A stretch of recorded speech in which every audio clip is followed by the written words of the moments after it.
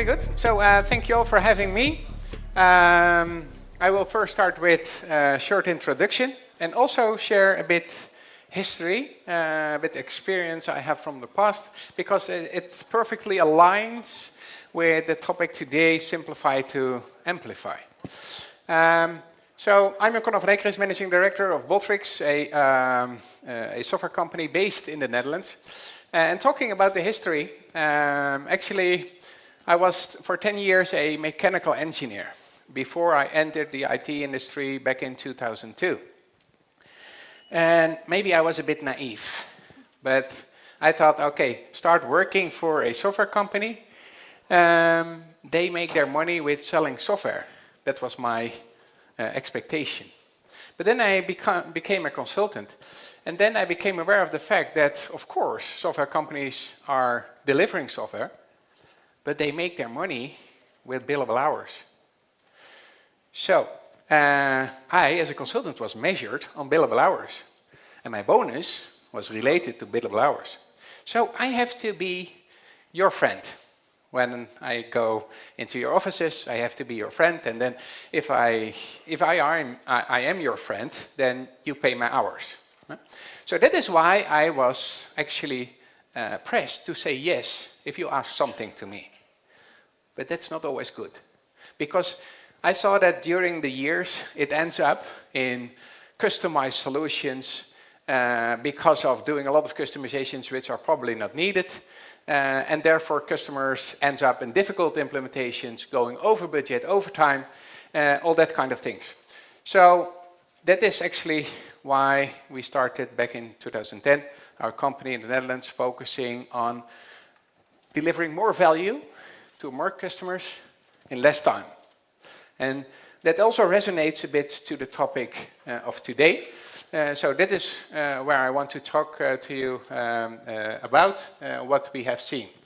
So when we talk about the challenges for logistics service providers, and I have been for the last 15 years only in the industry of logistics service providers, having done more than 380 implementations in 33 countries.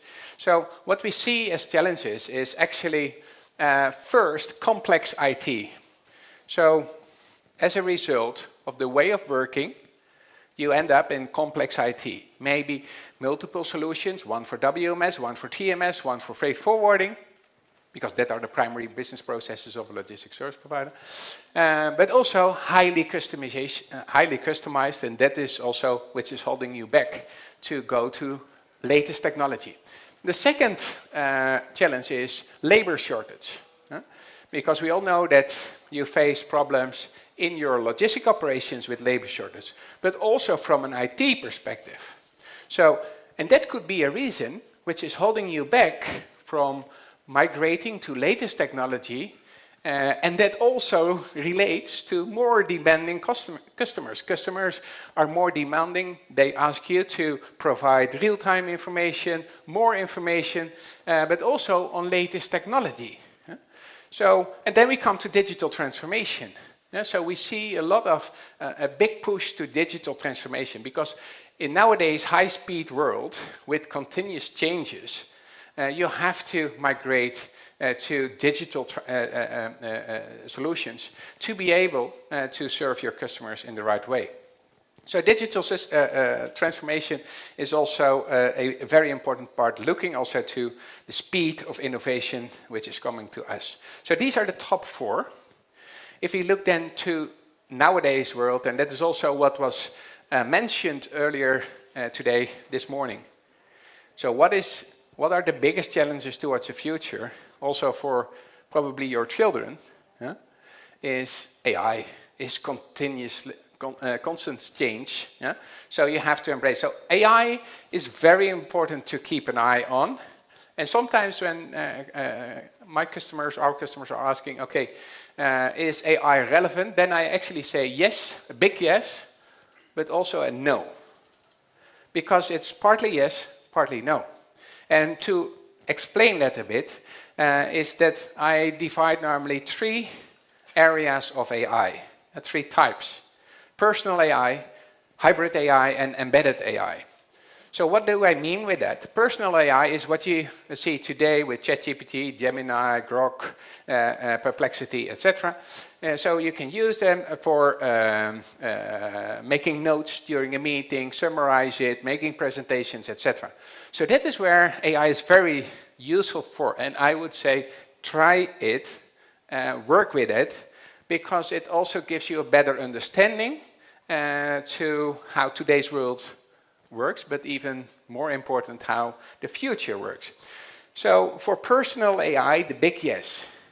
When we talk about hybrid AI, then we speak about actually the intersection between personal and business. Yeah? So unstructured data to structured data. Yeah? So that is also where we see a lot of traction coming now. So to give you, for instance, an example with implementations we did, is to use AI, for instance, to actually recognize emails and not Excel files or PDF files. PDF is also possible, of course, but also recognizing unstructured data in the body of an email and directly transform that into a shipment in your warehouse management or transport system. So really bringing unstructured to structured is very good. So there also a yes.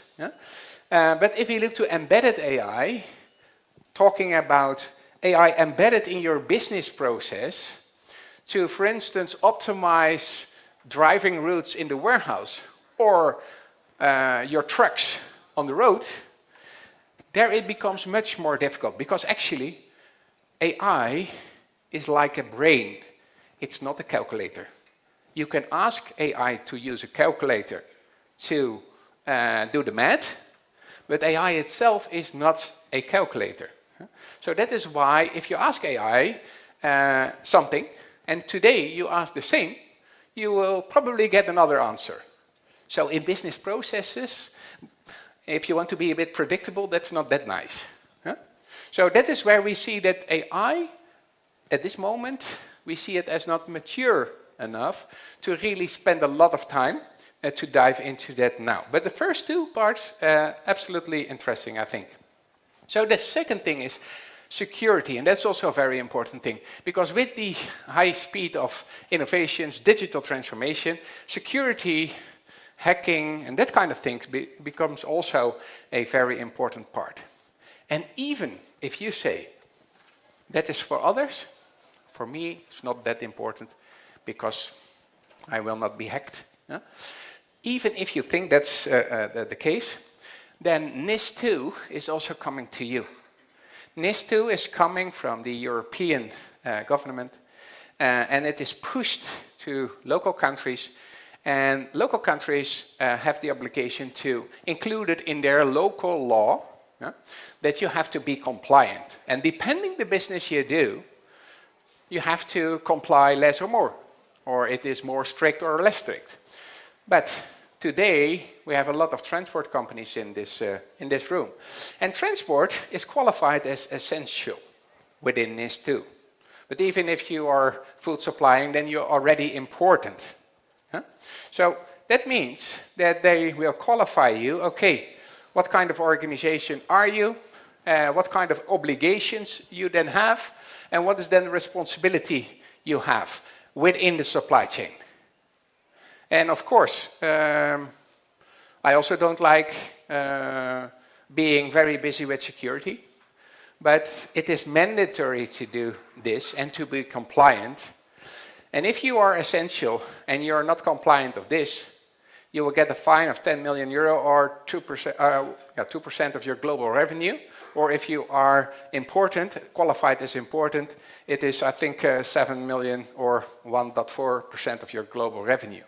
So this is coming to us. So this is also giving a headache for companies in this industry. So take that into account. So with this, having seen all these challenges, I think you can see the importance of, okay, how can I stay compliant? How can I use latest technology? And using technology, it's important to simplify, to become future-proof, to sit in the driver's seat when your customer asks you something that you can deliver. So the first thing, which is, I think, very important when we talk about simplifying IT, it's about cloud.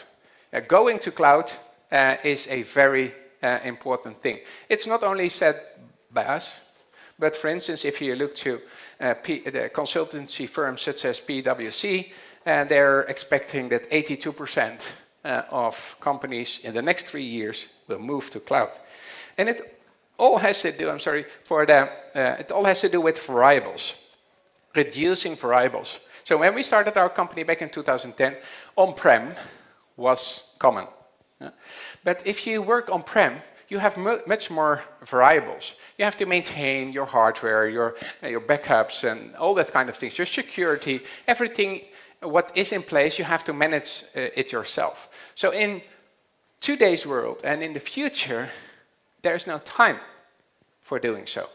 And that is also why you see that big push to cloud, because the simple thing is that when you go to cloud, you reduce 40% on your IT personnel, which is needed to simply keep your system up to date and to sit in the driver's seat. So cloud is a very big one. So if we then talk about cloud, because PwC expect, or the forecast is that you go to cloud, but not only cloud, going to SaaS. And that is also to share a bit with you, okay, what is then the difference? Because cloud is a kind of a container word, and many people say that they're in the cloud. But being in the cloud is something different compared to being in SaaS. So what is SaaS?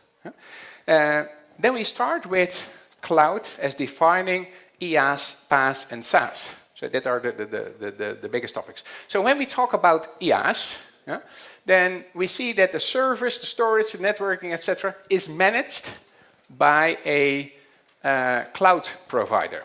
So for instance, Microsoft Azure or Google Cloud, AWS.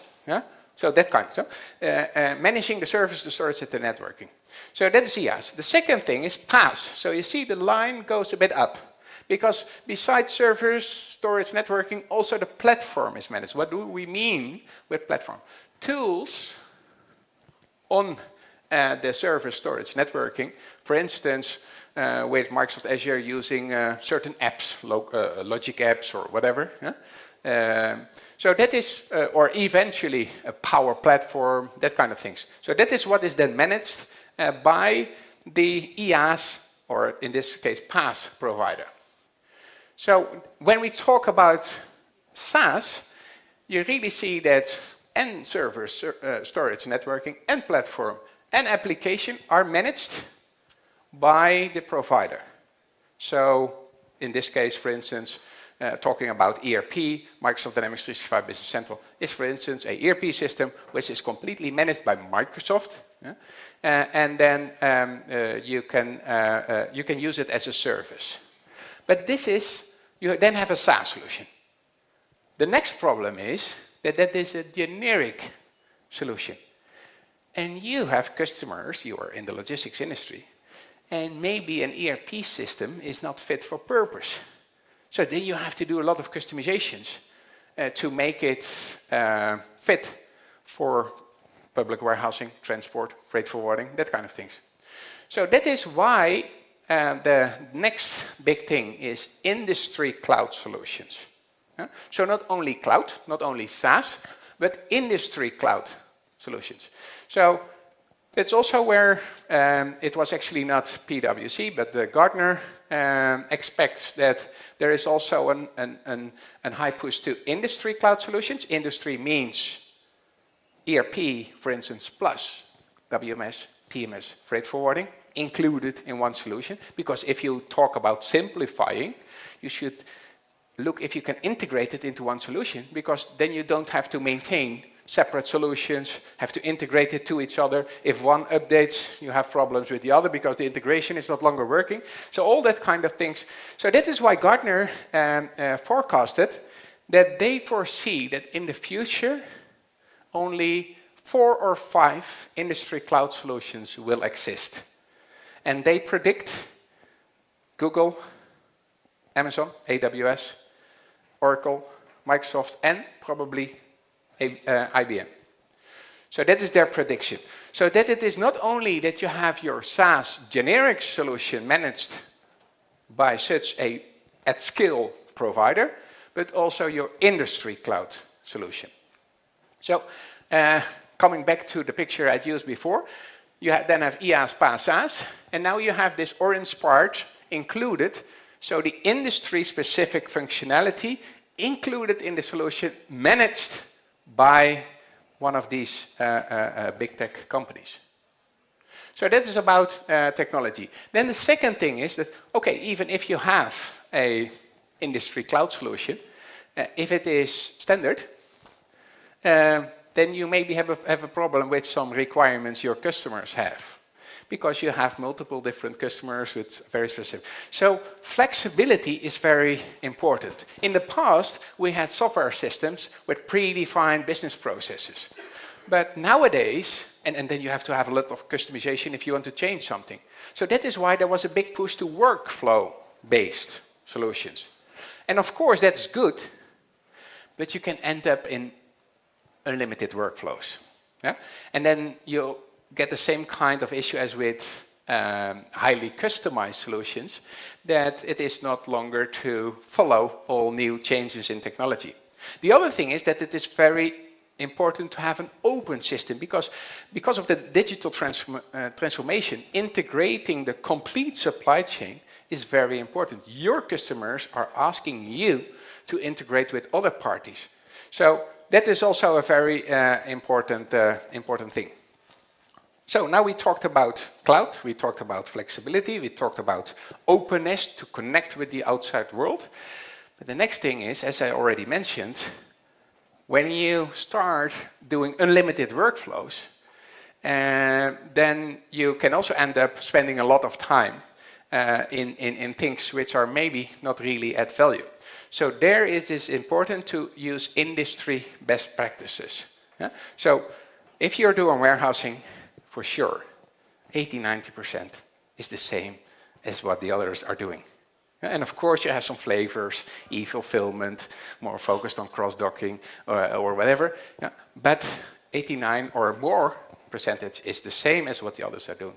So if you can learn and reduce time by use industry best practices, the time to market is shorter. And because time is one of the most valuable things, and we have a big shortage there, it is very important to decide, okay, where do you spend your time?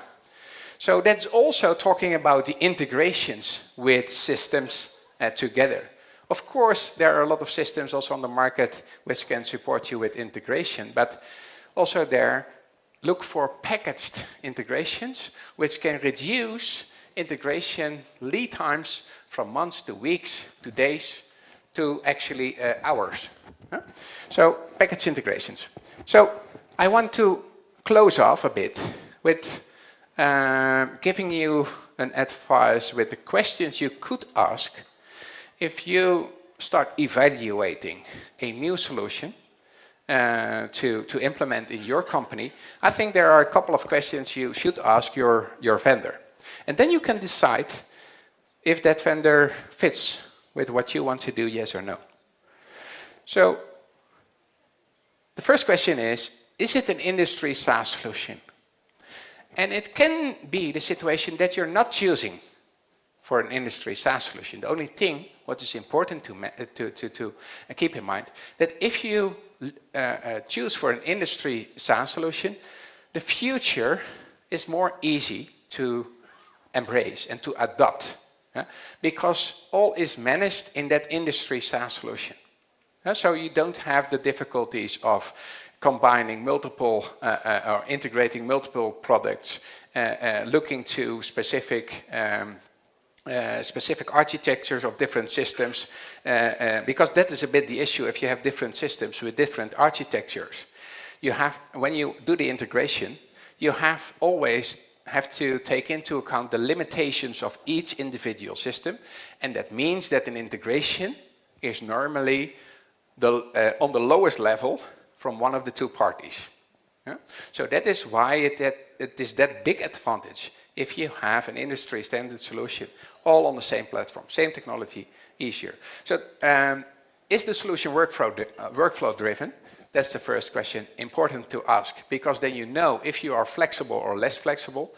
And of course, in combination with 4, is it possible to use predefined best practices? Are there already best practices available by that vendor? And that also explains that that vendor knows your business, yes or no. Is it open? Yeah, and then you maybe ask the question, okay, but how should I validate that if it is open and on latest technology? Now, simply ask the question, is the vendor able, when we talk about integrations, to use REST APIs? Yeah, because that is nowadays latest technology. If they are not able to use REST APIs, it's not that I say that it's not a good solution, but it's not on latest technology. That's for sure. So that are actually, and the last one is, what is the vendor's business model? And that is coming back to my first introduction, the history. If your vendor, if the software vendor is focused on billable hours, it is not wrong or good, but then you know that that is the business model. And if you want to shorten times, it's not always also the goal of the software vendor, because as long as you pay the hours, it's good enough. So that's also to take. And again, it is not good or false, or but take that into account. And in today's world, because of time is the most valuable thing, my advice should be go to a vendor which is more product-oriented, focused on execution, instead of simply having long projects. So I think with that, I come to an end, and I see also time is up. So if there are any questions afterwards, of course, I'm here the rest of this day at the booth of Provanov. Thank you for your attention, and over to you. Jan-Cornell, thank you very much. I have the questions because we have spoken a little bit before. So if I'm in top management and I'm doing the IT strategy of our company, I should be really focused on embedded AI, first of all, security, cloud, SaaS, industry cloud, open source. I mentioned all. Yeah. What is the validity of such a new application? What is now the validity of an ERP, a new ERP? Because in the past, the new ERPs, the new VMS and so on were solutions for 10, 15 years. Now looking how fast we are going with the technology, when we are investing in a new software, what is the validity term of the software? Yeah, so I think it actually has to do with the things I mentioned before. So the thing is, you have to have a solution which supports your business processes to make them more efficient, use less time, be less dependent of resources. That's how we also use AI, to be less dependent of resources.